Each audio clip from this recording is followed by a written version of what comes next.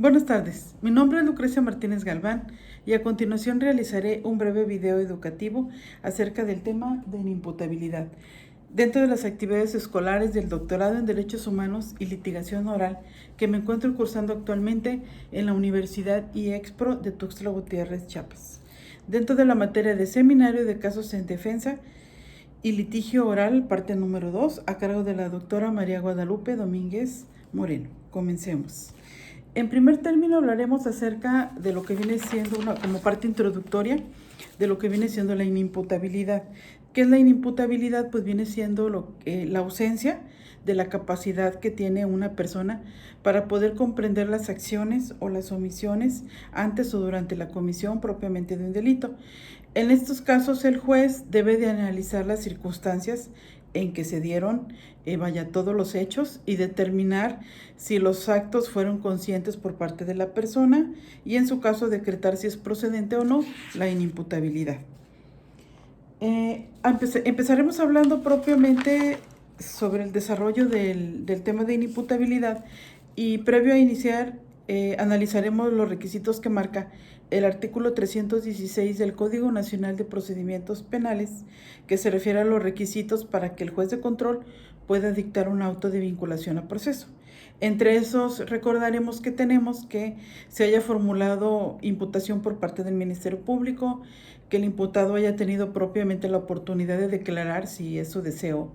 que se desprendan de los datos de prueba la posible comisión de un delito y la probable responsabilidad de la persona, y el punto más importante, que es el que nos interesa, que no se actualice ninguna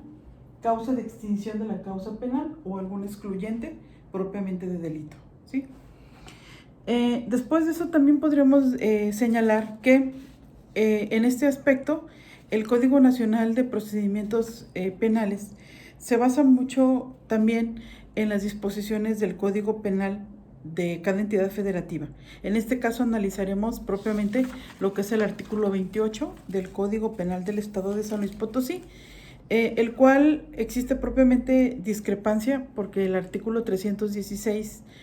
del Código Nacional de Procedimientos Penales pues te habla propiamente que no se actualice ninguna excluyente de delito. Sin embargo, el Código Penal del Estado de San Luis Potosí, específicamente el artículo 28, te habla de una causa de excluyente, pero de responsabilidad penal. Y aquí, por ejemplo, tenemos propiamente, entre otros ejemplos, lo que es la legítima defensa, el cumplimiento de un deber, el ejercicio de un derecho, pero también el artículo 28 te contempla lo que viene siendo cuando el inculpado padezca algún tipo de trastorno mental, ya sea transitorio o lo que viene siendo permanente. Es decir, vemos una discrepancia. Bueno, ¿y eso cómo impacta? Eso impacta de la siguiente manera para poder determinar esa fórmula sencilla a fin de que el juez determine en qué artículos se van a aplicar en qué caso específico. Efectivamente, en resumen, el artículo 316 te habla que para el juez no puede dictar un auto de vinculación a proceso, sino siempre y cuando no se actualice una causa de excluyente del delito. En cambio, si analizamos los demás artículos del capítulo especial de los procedimientos de inimputables del Código Nacional de Procedimientos Penales, vemos que tenemos los artículos 414, 416 y 419 del Código Nacional de Procedimientos Penales, que te hablan, entre otras cosas, propiamente de los procedimientos que se llevan a cabo ante el juez de control para determinar si una persona tiene inimputabilidad o no la tiene, o en su caso si se le vincula a proceso o no. Y aquí vamos a aplicar propiamente, o vamos a hacer como primera reflexión, que al inimputable obviamente no se le va a poder aplicar una sanción de prisión, sino en todo caso una medida de seguridad. Y los jueces en todo momento deben de aplicar pues esta fórmula sencilla, precisamente cuando existe contradicciones. Y la fórmula sería, primero, cuando hay una diferencia, hay que determinar la diferencia entre un trastorno transitorio o permanente. También cuando ese trastorno fue provocado o fue adquirido de manera voluntaria o accidental por parte del imputado, ¿sí? Y aquí vamos a ver tres posturas diferentes que pues, nos marca propiamente lo que viene siendo el código. La primera postura es ¿Qué solución pues se va a dar respecto al procedimiento a seguir cuando se trata de una persona que tiene trastorno transitorio adquirido de manera involuntaria, de manera accidental? Bueno, aquí la respuesta es, lo más adecuado es de que se fundamente el artículo 316, fracción cuarta, que recordemos que nos habla de los requisitos para que el juez pueda dictar un auto de vinculación a proceso. Y entre eso se encuentra la fracción cuarta, en donde dice que no se debe de actualizar ninguna causa de extinción o algún excluyente del delito. Y en este caso, pues la defensa tiene que argumentar propiamente que existe propiamente una causa excluyente de lo que viene siendo el delito, para que no se le vaya a vincular a proceso a la persona. Precisamente, ¿por qué? Pues porque va a existir la ausencia de la capacidad de la persona para poder comprender el delito o en su caso cometido. Sí, eso constituye, pues porque la persona inimputable pues obviamente se encuentra en un estado de vulnerabilidad. Otro cuestionamiento viene siendo qué solución se le va a dar al procedimiento a seguir ante un inimputable cuando tiene un trastorno transitorio adquirido de manera voluntaria, ¿sí?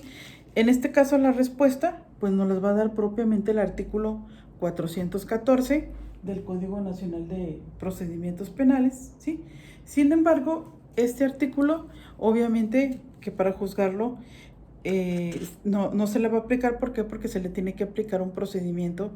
lo que viene siendo ordinario. ¿Y esto a qué se debe? Un procedimiento ordinario donde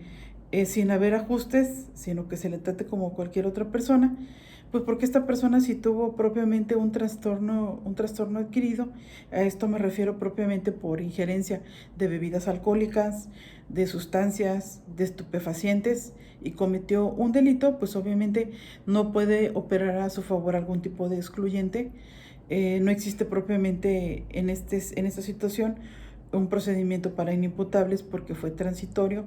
y obviamente pues si es procedente se le va a vincular a proceso. Y por último, la otra postura es qué se va a hacer propiamente cuando el inimputable, o qué solución se va a dar cuando el inimputable tiene propiamente lo que viene siendo un trastorno permanente.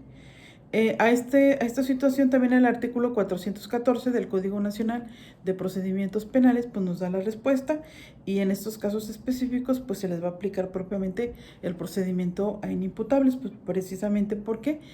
este procedimiento está diseñado para esto, vaya, es el diseño propiamente por excelencia. Es decir, aquí vamos a ver que en el curso, por ejemplo, de la audiencia inicial que se celebre, si aparecen indicios de que el imputado tiene algunos de los supuestos propiamente de inimputabilidad previstos en los códigos penales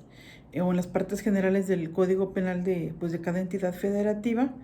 Cualquiera de las partes pues puede solicitar propiamente a lo que es el juez que se manden a hacer los peritajes respectivos, la práctica de los peritajes, para que ahí se determine si efectivamente esta persona tiene un trastorno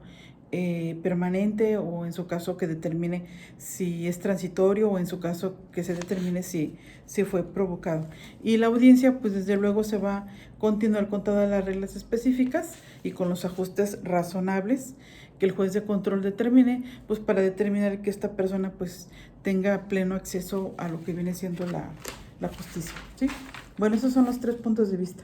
Por último, como conclusión,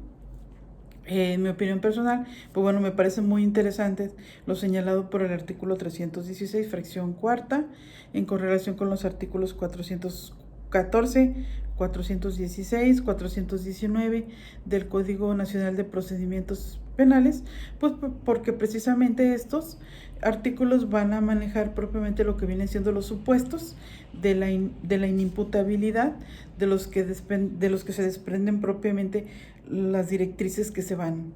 a seguir, es decir, en casos de trastornos transitorios o en casos de trastornos permanentes, si fueron provocados o si tú te los provocaste a través de alguna injerencia, por ejemplo, de bebidas alcohólicas, o lo que vienen siendo drogas o estupefacientes, etcétera. Y desde luego, en el caso de que alguna persona sea inimputable, pues se le va a aplicar el artículo 419 del Código Nacional de Procedimientos Penales, en donde se le tendrá que dictar resolución a lo que viene siendo la persona, ya sea que exista propiamente lo que es el delito, la intervención propiamente del inimputable, ya sea que haya intervenido como autor o como partícipe, o si en su caso opera a su favor alguna causa de justificación, y en su caso ya el juez le va a determinar aplicar algún tipo de medida de seguridad. Ese tipo de procedimientos de inimputables no procede, por ejemplo, en los casos del procedimiento abreviado, y desde luego la medida de seguridad en ningún caso podrá tener mayor duración de la pena establecida en lo que viene siendo el Código Penal. También, por ejemplo, algunos de los ejemplos, por ejemplo, de las medidas de seguridad vienen siendo por lo que viene siendo el ingreso a un hospital psiquiátrico, el ingreso a un tratamiento especial educativo, o lo que se maneja mucho también, incluso en las suspensiones condicionales del proceso, es someter a la persona a un tratamiento psiquiátrico, psicológico, o también un tratamiento para dependientes en bebidas alcohólicas, drogas o estupefacientes. Por último, hago referencia a lo que viene siendo la bibliografía, y aquí nos fundamentamos en lo que viene siendo el Código Nacional de Procedimientos Penales, pero fundamentalmente nos basamos en el video realizado por el maestro Damián Campos García en el 2015, en donde habla acerca del procedimiento para inimputables en el sistema de justicia penal. Muchas gracias por su atención.